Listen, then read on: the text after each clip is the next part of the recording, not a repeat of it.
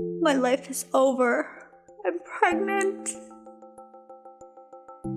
It was graduation day, and even though the sky was gray and gloomy, Polly, my best friend, and I did not let it get us down. When we arrived to Ben's house for the graduation house party, we couldn't have been more excited. Bring down the rain and thunder, we are here to have fun. I sat down to greet two of the girls from school in one of the rooms and took a look around. It was only 8 p.m. and it seemed everyone was already tipsy.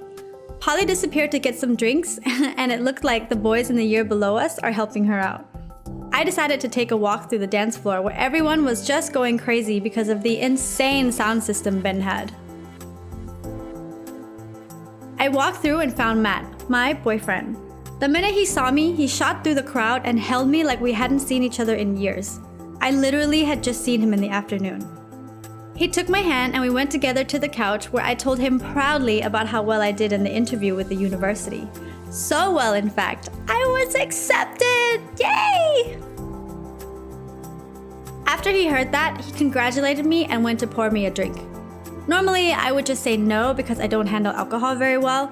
I would just say that I have to go home, I don't want my mom to smell it on me. But I thought, no, not this time. I was so proud of myself that I got into this university that I think a little congratulations are in order. So, cheers! First, it was one glass. Then it was another, and then another, and then another. The more I drank, the more my consciousness and memory faded away. The one thing that did stay was how hot and intense it felt to touch and kiss him. As we kissed, he led me to one of the bedrooms with one hand opening the door and the other rubbing around under my top. The alcohol just made me forget everything. All I could think about was all these new sensations that was happening to me. The short, intense pleasure from sex was something that I had never felt before. When we made our way onto the bed and made love, I didn't even for 1 second think about the consequences that would follow. About a month after that, I started to feel strange. While I was helping my mom cook, I smelled something that made me so nauseous. But, I had been under a lot of pressure from university, and not to mention all the stress from exams and college applications from before. So that had to be what it was, right? I started to be alarmed when I realized that my period hadn't come in almost a month. And I was getting more and more tired and more nauseous too. I have to call Matt. Since that night, we hadn't really been talking much. When we spoke, he told me he didn't wear a condom because it felt better for me without it, and it was just one time, so what's the harm? So I told him what had been happening and the thing that could be, the cause, and he went quiet and hung up. I tried to call him back, but he wouldn't answer, and eventually his phone was just turned off. I just curled up and cried. I was scared and completely lost. So I called Polly and she ran to get a pregnancy test, and then everything that I feared came true. My dream of being a social worker just crumbled before me. There's no way I can go back to university now. It's over. My life is over. Because I'm pregnant. When I couldn't hide it anymore, I had to tell my mom. I really didn't know how she would react. She raised me as a single mother and worked all of her life to give me the opportunities she never had, and look at where that got her.